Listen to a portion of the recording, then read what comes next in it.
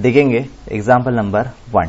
Verify Stokes theorem for F bar is equal to X Y square I plus Y J plus Z square X के दिया है for the surface of rectangular lamina, okay, bounded by planes.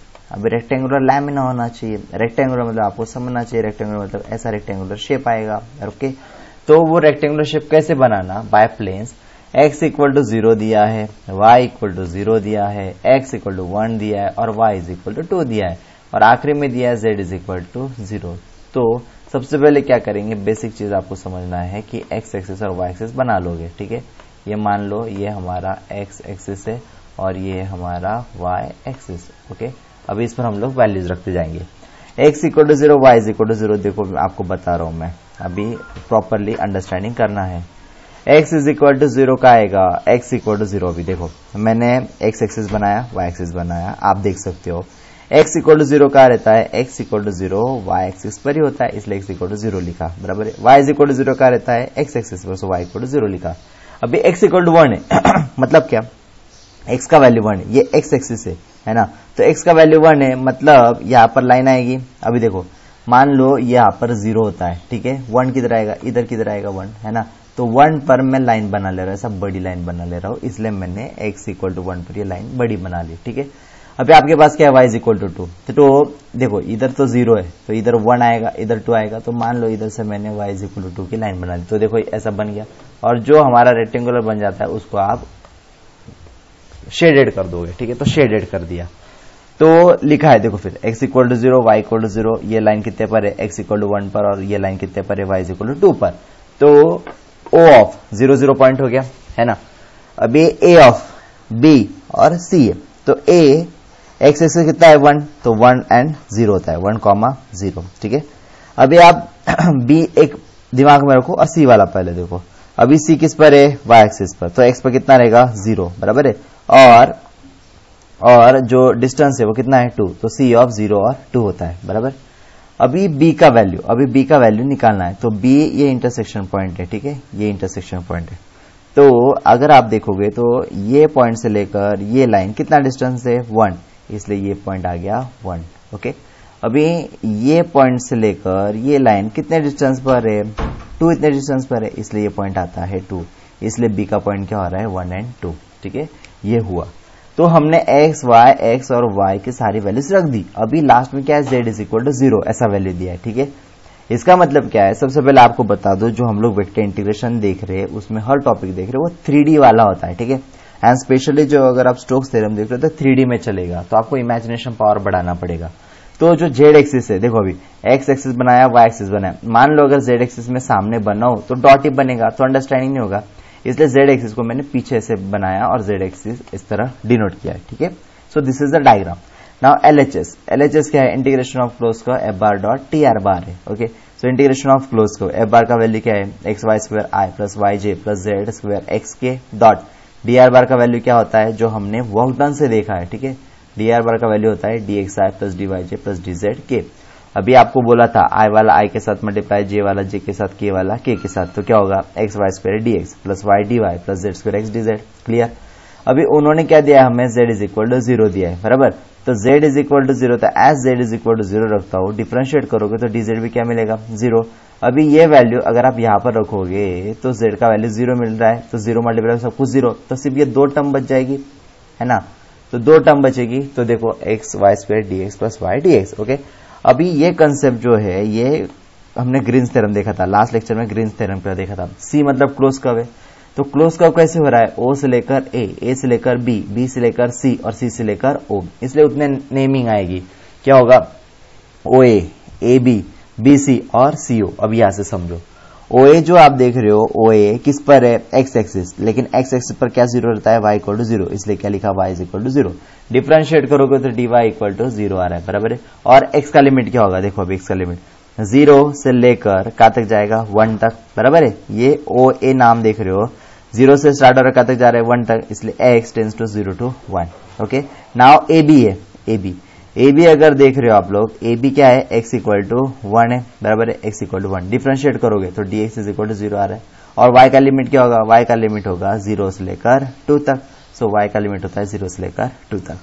अभी आप देखोगे BC, okay, BC जो line देख रहे हो उस पर आपको क्या दिख रहा है, y इज इक्वल टू 2 है ना, तो आप यूज करोगे y is equal to 2, differentiate करोगे y का dy होगा, कांस्टेंट है तो 0। अभी लिमिट आएगा, अभी अगर y का सब्स्टिट्यूशन तो लिमिट आएगा x का, तो क्या होता है लिमिट, देखो अभी x का लिमिट क्या है, b से लेकर c, 1 से लेकर कहाँ तक जाएगा, 0 तक।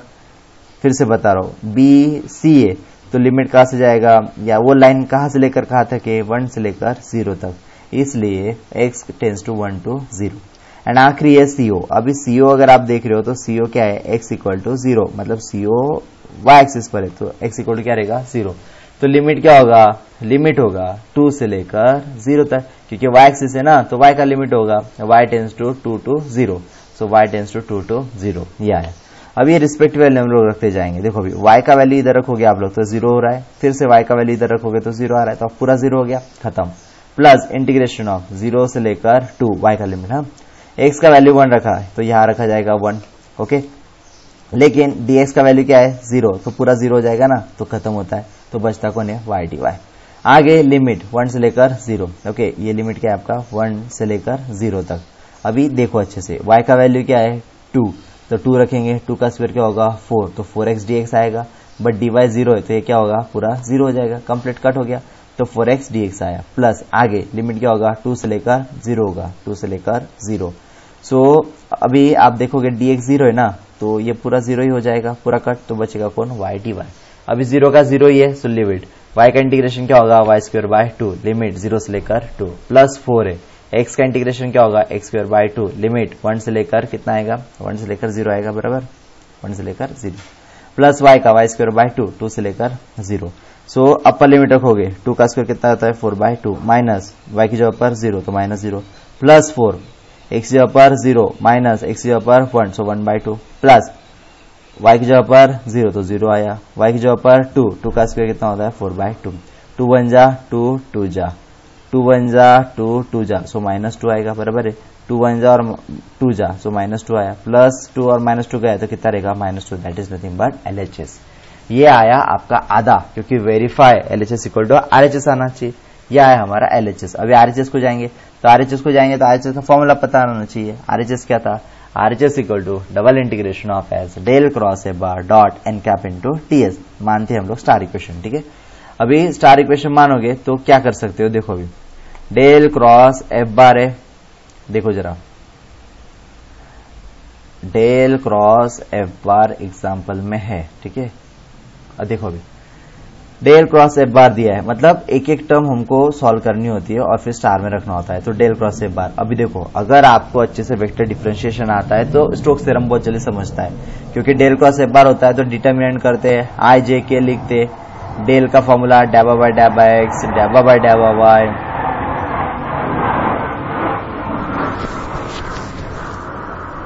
डैबा बाय डैबा जेड। एफ बार का वैल्यू आई का coefficient X Y square, J का कोएफिशिएंट वाई और के का कोएफिशिएंट जेड स्क्वायर एक्स। अभी आई लिखेंगे और क्या करेंगे, क्रॉस मल्टीप्लाई करेंगे, है ना, सो आई लिखा। अभी वाई से डिफरेंशिएट करे तो यहाँ वाई है क्या, नहीं, सो 0 हो गया, बराबर है। जेड से डिफरेंशिएट करोगे तो जेड के हिसाब से वाई कांस्टेंट है तो क्या होगा, 0, so that will be 0 minus J लिखा, ये जे लिखा, बराबर। अभी एक्स से आप डिफरेंशिएट करें किसका, इसका, ये वाली टर्म का क्रॉस मल्टीप्लाई, मतलब ये एलिमिनेट किया जाता है ना अंदर वाला, तो x से कर रहे थे x का हो गया 1, तो क्या बचेगा जेड स्क्वायर, माइनस z से कर रहे जेड के हिसाब से एक्स वाई स्क्वायर कांस्टेंट तो क्या होगा 0 आया। अभी k लिखा, अभी क्रॉस मल्टीप्लाई करो, x से कर रहे तो x के हिसाब से y कांस्टेंट है तो क्या होगा 0, y से डिफरेंशिएट कर रहे एक्स वाई स्क्वायर का, y स्क्वायर का क्या होगा 2y, तो 2xy, okay. Therefore del cross F bar is equal to 0 i minus Z square J minus 2xy k, okay. Now n cap is, what about n cap, n cap is equal to outer normal unit vector to surface S होता है, ये हमने learn किया था फॉर्मूले के time. So n cap है, okay, outer normal unit vector to given surface S है, ओके। अभी आपको इमेजिनेशन पावर बहुत सोचना पड़ेगा, देखो अभी क्या है, एन कैप क्या है, outer normal unit vector to given surface S, okay. अभी आप सोचो ये जो जेड एक्सिस है हमने पीछे बताया था, तो हमने ये डायग्राम पर बताने के लिए जेड एक्सिस बताया था, है ना, but what n cap is saying, n cap is saying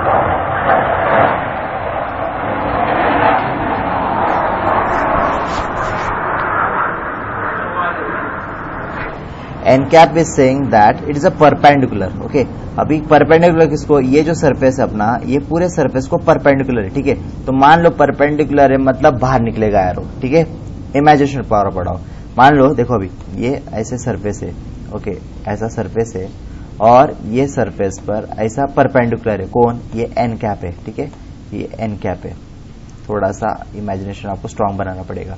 okay, ये एन कैप है और अपना जो जेड एक्सिस था, ओके, ये डायग्राम है, ये जेड एक्सिस को भी ये क्या है, परपेंडिकुलर, यहां से ऐसा जेड एक्सिस है ना, तो ये जेड एक्सिस और ये एन कैप पैरेलल है एक दूसरे को, समझ रहा है, एक दूसरे को पैरेलल है। तो जो जेड की वैल्यूज है वही एन की वैल्यू लिखी जाती है। ठीक है, क्यों, क्योंकि एन कैप जो है that is perpendicular and that perpendicular is only to x and y है ना। तो एक्स के साथ और वाई के साथ कोई कॉन्टेक्ट आ रहा है क्या, कुछ नहीं आ रहा है, इसलिए क्या लिखते हैं, n cap is equal to 0i plus 0j plus 1k put in a star equation. अभी स्टार इक्वेशन में रख रहे, तो हमारे पास दोनों वैल्यू आ गई, ये डेल क्रॉस एफ बार की और एन कैप की, तो रख रहे 0i minus Z square J minus 2xyk dot 0i plus 0j plus 1k into ds, i into I वाला, j इंटू जे वाला और माइनस 2xy इंटू k वाला, सो माइनस 2xy ds आता है। But ds is nothing but और s is nothing but the surface, और ये surface किसके कारण बना है, ओके, बहुत लॉजिक है। ये सरफेस है, ये जो सरफेस है, हाँ, ये जो सरफेस देख रहे हैं किसके कारण बना, ये सरफेस एक्स एक्सिस और वाई एक्सिस की वजह से बना है ना, इसलिए जो ds है उसको क्या लिखते हैं हम लोग, ds को लिखते हैं dx और dy। ओके, अभी हमने ग्रीन्स थ्योरम में देखा था कि लिमिट्स आते हैं, जब dx dy आ जाते हैं तो बाहर का लिमिट x का होता है, अंदर का लिमिट क्या होता है, y का, बराबर है। अभी मुझे y का लिमिट चाहिए और x का लिमिट चाहिए, तो आप फिर से डायग्राम देखो। अगर आप y का लिमिट देख रहे हो, ये डायग्राम कहां से y का स्टार्ट हो रहा है, 0 से स्टार्ट हो रहा है और कहां तक जा रहा है, 2 तक, इसलिए y का लिमिट क्या होगा, 0 से लेकर 2 तक। x का अगर देखोगे तो x कहां से स्टार्ट हो रहा है, 0 तक और कहां तक जा रहा है, 1 तक, तो x का लिमिट क्या होगा, 0 से लेकर 1 तक। Okay, now if you will look, so y का लिमिट आता है 0 से लेकर 2 तक, x का लिमिट आता है 0 से लेकर 1 तक। ओके, और ये -2 है जो बाहर आ गया। अभी जब एक ध्यान में रखो, जब ये लिमिट से और ये कांस्टेंट दिख रहे ना, तो क्या करना होता है, x वाला x के साथ कर लेना, y वाला y के साथ कर लेना। ठीक है, so x equal to 0 to 1 x dx लिखा, integration of y equal to 0 to 2 y dy लिखा। x का क्या होता है, x स्क्वायर बाय 2 0 से लेकर 1, y का क्या होता है, y स्क्वायर बाय 2 0 से लेकर 2। x जगह पर अपर लिमिट रखोगे तो 1 आया, सो 1/2 हुआ, माइनस x जगह पर 0 आया, खत्म। y की जगह पर अपर लिमिट रखोगे तो 2 का स्क्वायर क्या होता है, 4/2, माइनस y की जगह पर 0 होगा, 2 कैंसिल, सो माइनस बचता है, 2 1 जा 2 जा, सो -2 आता है। अभी RHS भी आ गया आपका -2 और LHS भी आपका क्या था, -2, so LHS equal to RHS, rule is verified. और इस तरह एग्जाम्पल सॉल्व होता है। एग्जाम्पल आसान रहेगा अगर आप इसको 2 से 3 बार लिखोगे, प्रैक्टिस करोगे तो ही आसान रहेगा, क्योंकि ऐसे ही सब एग्जाम्पल अभी चलने वाले हैं। ठीक है, तो अभी हम लोग एग्जाम्पल नंबर 2 की तरफ बढ़ेंगे।